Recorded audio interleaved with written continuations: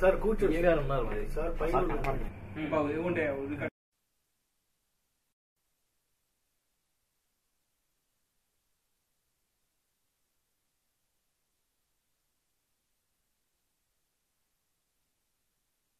Sir ఈ ఎన్నికలు మొదలైన దగ్గర నుంచి కూడా చంద్రబాబు నాయుడు గారు ఒక ముఖ్యమంత్రిగా లేకపోతే తెలుగుదేశం పార్టీ అధ్యక్షుడిగా ప్రతి విషయంలోనూ ఎన్నికల మొదలైన దగ్గర నుంచే ఏదో భయమైన విధానంతో ఎన్నికల రిజల్ట్ వేరుగా వస్తుందన్నట్టుగా ప్రతిదీ కూడా నెగిటివ్ ఆస్పెక్ట్లో బయలుదేరి ప్రచారం చేయడం మొదలైంది. సో దాని మీద చాలా క్లియర్గా తీసుకుంటే ఎలక్షన్ బూత్ల దగ్గర మంచినీళ్ళు ఇవ్వలేదు. ఎవరు ఇవ్వలేదు మంచినీళ్ళు? సో 13 జిల్లాల కలెక్టర్ని ఎవరు అపాయింట్ చేశారు? దాంట్లో కేవలం 2 కలెక్టర్లు మాత్రమే ఎన్నికల నిబంధన వచ్చిన తర్వాత ఎలక్షన్ కమిషన్ ట్రాన్స్ఫర్ చేసింది. మిగతా 11 జిల్లాల్లో వాళ్ళు అపాయింట్ చేసిన కలెక్టర్లే ఉన్నారు. వాళ్ళకి ప్రమోషన్లు ఇచ్చి అనేక మంది డిఎస్పీలని వేసింది ఎవరు? అప్పుడు ఎలక్షన్ రిజల్ట్ అనౌన్స్మెంట్ రాకముందు ప్రభుత్వం చంద్రబాబు నాయుడు గారు. ఆర్డీఓలందరినీ వేసింది ఎవరు?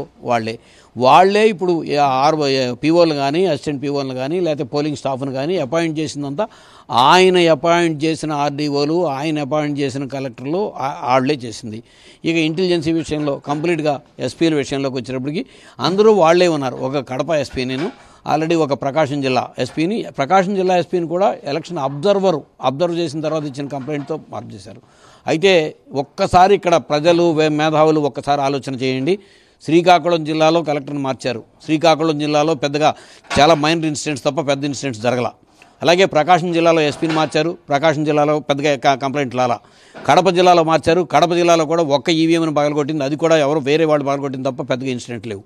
ఎక్కడైతే వాళ్ళు చాలా బయాస్డ్గా ఉన్నారు, మార్చలేదని చెప్పి గుంటూరు జిల్లా ఎస్పీ గురించి చెప్పారో, గుంటూరు జిల్లాలో నంబర్ ఆఫ్ ఇన్సిడెంట్స్ క్యాండిడేట్ని ఎమ్మెల్యే అని శ్రీనివాసరెడ్డి గారిని కొట్టారు, ఎమ్మెల్యే క్యాండిడేట్గా గొరదాల్లో మహేష్ రెడ్డిని కొట్టారు, అలాగే నాగార్జున కొట్టారు. ఇన్సిడెంట్స్ అన్నీ గుంటూరు జిల్లాలో జరిగినాయి. అలాగే అనంతపురంలో ఒక ఎస్పీ డిఎస్పీ గారు ఆల్రెడీ 2 కన్సిక్యూటివ్ ఎలక్షన్స్లో ఉండకూడదు. 2014 ఎలక్షన్స్లో ఆయన ఎస్పీ సర్కిల్ ఇన్స్పెక్టర్గా ఉన్నారు. ఇప్పుడు మళ్ళీ 2019 ఎలక్షన్స్లో ఎస్పీ డిఎస్పీగా ఉన్నారని చెప్పి మేము రిటర్న్గా కంప్లైంట్ ఇచ్చాం. అక్కడ మార్చలా. అక్కడ మొత్తం నెంబర్ ఆఫ్ ఇన్సిడెంట్స్ ఒక రాప్తాడు కానీ, ఒక మడకసిర కానీ, ఒక ఉరవకొండలో కానీ, ఒక తాడిపత్రిలో కానీ ఇన్సిడెంట్స్ అన్నీ మన అనంతపురంలోనే జరిగినాయి, మళ్ళీ కర్నూలులో జరిగినాయి. ఎక్కడైతే వాళ్ళు పెట్టిన అధికారుల్ని మార్చకుండా ఎలక్షన్ జరిగినాయో అక్కడే జరిగినాయి. ఎలక్షన్ కమిషన్ ఎంటర్ అయ్యి మార్చిన దగ్గర ఇన్సిడెంట్లు ఎక్కువగా జరిగినాయా, అక్కడ జరిగినాయా? ఒక్కసారి ఆలోచన చేయండి. అలాగే కేంద్ర ఎన్నికల సంఘం కూడా ఇప్పుడున్న జరిగిన దాని మీద ఎవరు వాస్తవమైన అపోజిషన్ పార్టీ వచ్చి ఎన్నికల సంఘాన్ని ఏం అడుగుతుందండి? మాకు అనుకూలంగా చేయమని అడుగుతా? అపోజిషన్ పార్టీకి చేస్తారా? అన్బయాస్డ్గా ఎన్నికలు జరిపించండి, ధర్మబద్ధంగా జరిపించండి అని ఎప్పుడైనా సరే ఎన్నికల సంఘం కోరేది.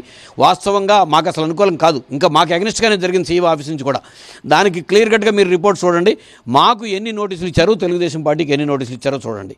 నోటీసులు ఇచ్చిన తర్వాత 48 అవర్స్లో ఆన్సర్లు ఇవ్వాలి. మేము ఇచ్చిన ప్రతి దానికి కూడా మేము ఆన్సర్లు ఇచ్చాం. తెలుగుదేశం పార్టీ ఎన్ని ఆన్సర్లు ఇచ్చిందో చెప్పమనండి. ఎన్ని నోటీసులు మాకు ఇచ్చారు, ఎన్ని నోటీసులు తెలుగుదేశం పార్టీకి ఇచ్చారు, ఎన్ని నోటీసులకు మేము ఆన్సర్ ఇచ్చాము, ఎన్ని నోటీసులకు తెలుగుదేశం పార్టీ ఆన్సర్ ఇచ్చింది. అంటే ఎవరిని ఎన్నికల సంఘం అంటే గౌరవం లేకుండా అట్లా అసలు మొట్టమొదటి నుంచి కూడా ఎన్నికల సంఘం నిర్ణయాన్ని ఒక చీఫ్ సెక్రటరీ ఏ రకంగా ఇచ్చుకెళ్తారు? So total government is under the control of election commission. Election commission కంట్రోల్లోకి వచ్చిన చీఫ్ సెక్రటరీ గారు కోర్టుకు వెళ్ళి ఒక వ్యక్తిని ట్రాన్స్ఫర్ని చేస్తే ఆ ట్రాన్స్ఫర్ని ఆపడానికి వెళ్ళొచ్చా? ఇది భారతదేశంలో ఎక్కడైనా జరిగిందా? అది కాకుండా తీసుకొచ్చి ఇప్పుడు మళ్ళీ అయిపోయింది. ఇక ఈవీఎంలు 92,000 ఈవీఎంలు రాష్ట్రంలో పెట్టడం జరిగింది. సో టోటల్గా సాయంత్రానికి వచ్చేటప్పుడు 390, 400 లోపు ఈవీఎంలు ప్రాబ్లం వచ్చిన మాట నిజం. మాకు కంప్లైంట్లు వచ్చినాయి. మేము కూడా ఎప్పటికప్పుడు సీఈఓ గారిని ఎలక్షన్ కమిషన్ని అడుగుతూనే ఉన్నాం రెక్టిఫై చేయమని. చేశారు కొన్ని చోట్ల. మళ్ళీ సాయంత్రానికి వచ్చి కూడా మేము ఇదే తాడికొండ నియోజకవర్గంలోనే సాయంత్రం దాకా రెక్టిఫై కాలేదు కాబట్టి వాళ్ళకి టైం ఇవ్వాలని అడిగాము. దరిదాపుగా అసలు లైన్లో ఉన్న దరిదాపు అందరూ కూడా టైం ఇచ్చారు. అసలు 3,33,33,631 మంది ఓట్లేసినట్టుగా 79.64% ప్రజలు ఓట్లేసినట్టుగా వచ్చింది. మరి వీళ్ళంతా ఎక్కడేశారు ఓట్లు? మరి ఆ ఈవీఎంల దగ్గర కదా వేసింది, లేకపోతే ఎక్కడన్నా ఎవరింట్లో కన్నా వెళ్ళేశారా? మీరు పెట్టిన పోలింగ్ బూతుల్లో. మేము అడుగుతుంది, ముఖ్యమంత్రి గారు ఢిల్లీ వెళ్ళి మాట్లాడే ముందు అసలు వీళ్ళంతా ఎవరు? ఈ రాష్ట్ర ప్రభుత్వంలో అధిక ఉద్యోగస్తులంతా అంటే ఎలక్షన్ కమిషన్ ఏమైనా పైనుంచి దిగొచ్చిందా? లేదు కదా. మొత్తం అంతా మీరు చేసిన వ్యక్తులు వాళ్ళని అన్బయాస్డ్గా ఉండమని చెప్పి election commission every time monitor చేస్తుంది. మేము అదే మానిటర్ చేస్తాము.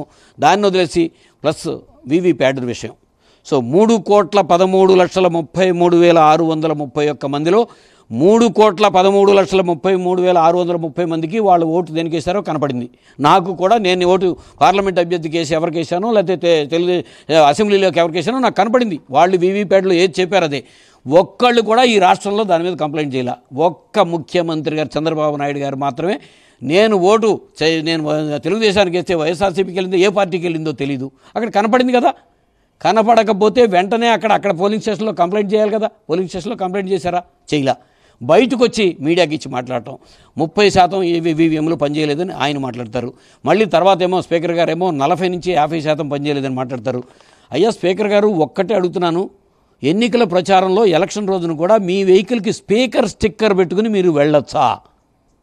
సో ప్రజాస్వామ్యం గురించి మాట్లాడేటప్పుడు ఎన్నికల నిబంధనావళి మీకు మనం అందరికీ తెలియాల్సిన అవసరం ఉందా లేదా? ఎలక్షన్ అయిపోతే 6 గంటల 11 నిమిషాలకి ముఖ్యమంత్రి గారు ముఖ్యమంత్రి లెటర్ ప్యాడ్ మీద పబ్లిక్కి ఓటు వేయమని అభ్యర్థిస్తూ లెటర్ రిలీజ్ చేయొచ్చా?